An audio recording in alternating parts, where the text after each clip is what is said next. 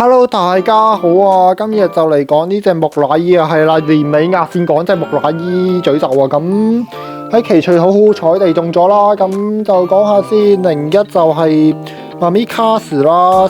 ，755嘅 W 啦，係啦，75W 啦。02就係木乃伊嘅460C 啦，咁綠色嘅。咁03就天馬空美嘅 M385W 啊。04就係天野洋勇者嘅 C970TP， 咁05就係久違不見嘅長龍雙印啦，咁就755G 嘅，咁06就係紅虎啦，咁嘅480LR， 咁我覺得01一定係最正嘅，咁其次就係06有 LR 啦，咁綠色木乃伊就下面嗰兩件冇乜用嘅，咁所以好唔好就見仁見智啦，咁034就W 同埋970就睇下你會唔會用咯，有用咪好咯，但係冇用就霸道噶啦呢兩盒咁。至於剩低嘅嘢，空尾啊，呢個即係兩個攻擊環啊，同埋即係勇者呢度都唔難揾嘅，係啦，個 chip 又係唔難揾嘅。咁剩低即係 assist play 同埋底同埋呢個385啊 TP 啊呢啲都冇乜用噶啦，咁就好一般般嘅啫。咁最服一定係05嘅，因為除咗中間嗰件係新之外，其他嘢都係冇乜用嘅。係啦，講完咁好，拆開嚟講下先啦。木乃伊就係好厚咯，係啦，跟住佢高速嘅時候就會彈條脷出嚟啊，係啦，彈條脷出嚟啊。咁低速嘅時候就收翻，咁就係由 counter form 變咗 defense form 嘅，咁係啦，就係攻擊咗先，跟住先防禦嘅一個攻擊環啦，係啦。但係你見到有啲唔對稱嘅，咁唔知會唔會發啦？咁755就係時鐘嘅補給件啦，咁就好厚啊，咁但係厚歸厚啦，雖然話重咗，但係都有機會發生呢個尾速差啊咁嘅問題嘅，因為始終佢係啦，嗰個外圍同個掂軸心嗰個位都差唔多高度啦。咁 W 就英先出過啦，就係10次，跟住持久防禦皆高嘅一個軸心啦。咁係啦，都要講一講 W 嘅今次，因為 W 今次係有上修嘅。咁呢度係隻速六同埋舊 W，咁舊 W 就好鬆嘅，係啦，係啦，係啦，咁就已經掹到出嚟啦。咁但係新 W 咧就係啦，難少少嘅，係啦，難少少嘅，感覺上係緊啲嘅。咁緊啲嘅話，其實佢泛用性都會高啲啦。咁大家如果想玩 W 就攞呢粒出嚟會好少少啦。咁至於呢個藍色嗰粒 W 應該都有咁樣上收到嘅，正常係啦。咁就幫個重先，咁今次木乃伊就平均值係37點幾啦，咁我呢隻就37.8啦喎，唔差啊，真係唔差，咁係咯，都買到盒幾好嘅木乃伊啊，咁輪盤就5.4，軸心就1.9，係啦，咁成隻組裝埋係44.9啊，咁都唔差咯，咁係咯，因為始終37都仲係而家嘅，即係出嚟玩嘅平均值嚟嘅，係啦，仲喺個平均值裏邊嘅，咁就轉起上嚟，意外地值嘅，係啦，意外地值嘅，真係嘅，佢唔係好發嘅啫，咁樣，咁可能都有翻咁上下嘅上場空間喎，呢隻木乃伊係啦。咁好，我哋而家即刻去實體一下先。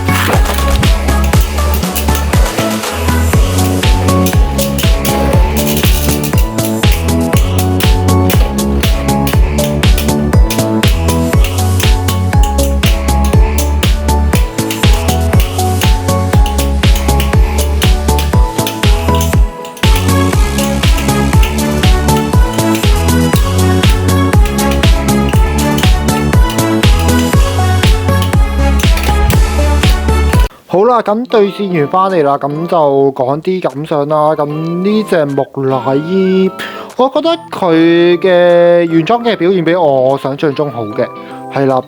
就頭先鯊魚就有一場好唔好彩地被 Extreme Finish 啦，咁之後就另外嗰4場就全部係鯊魚點打都打唔走嘅，係啦，咁但係去到打中同埋打馬嘅時候就好合理地，因為對住啲非常之極端嘅重量同埋持久力嘅時候呢，咁木乃伊就好理所當然地唔夠細啦，係啦，咁講下啲配件啦，咁木乃伊個攻擊環就見損耗就好明顯係呢4塊印度嘅，係啦，呢塊都少啲啦，係喺後面嗰2塊都少啲，咁前面呢2塊會多少少，係啦。咁條脷就可能會比較驚打斷咯，因為始終鐵打膠啲膠係好傷嘅，係啦。咁啲輪盤大家都知係咁噶啦，因為啲輪盤都成日係白化噶嘛，咁係啦就。個攻擊環係一定可以用嘅呢個重量，咁但係點改裝係另一個問題啦。咁繼續改 defense type 啦，定係轉行改攻擊型呢？因為始終佢防禦型呢個 setting 啦，已經係算係比較好少少噶啦。如果以防禦型嚟講，咁但係對住啲極端嘅持久型啊重量嘅陀螺真係砌唔贏嘅，係啦。就可能轉改攻可能都唔錯，係啦。咁俾着我就因為佢今次唔係時鐘咁樣呢，佢可以配翻啲普通嘅輪盤，咁就可能會配個160或者760，跟住再配個 L 軸心或者 R 軸心咁去打攻擊，咁可能唔錯嘅。咁但係呢樣就可能留俾各位去實測下啦。係啦，咁就755啦，咁755就我要收翻佢我頭先話，即係時鐘有冇真係有機會呢個尾速差呢樣嘢啦。咁試過就影響不太大嘅，都仲可以用嘅。咁可能就變咗啲455就可以休息一下啦，就變咗係755，跟住再配個 LO 咁樣啦。咁755絕對係有佢嘅用武之地嘅。咁 W 就多咗句咯，咁你一般嘅持久對住一般陀螺持久力真係好足夠噶啦，咁但係頭先都冇辦法，咁對住啲非常之極端嘅機體呢，咁你就算有個 W 咁嘅持久力都唔夠砌啦，因為始終重量同持久力嘅差別啦，係啦，咁你打真係可能狼啊呢啲都 OK 嘅，咁但係打中同埋打馬就真係吃力啲噶啦。咁總括而言啦，呢隻木乃伊我覺得喺 UX 嚟講就絕對係，我覺得起碼都到上段班噶啦，可以喺我心目中係啦，喺我心目中都真係喺上段班嘅位置噶啦。咁就未去到最 top， 但係都可以攞出去玩先嘅，係啦，可以攞出去玩先嘅。咁始終呢3件零件其實都嗰個體質都唔錯啊，係啦，都唔錯啊。咁但係合成之後就起碼換咗個輪盤先咯。咁就以防禦型嚟講，都可能係差唔多到最盡噶啦。咁但係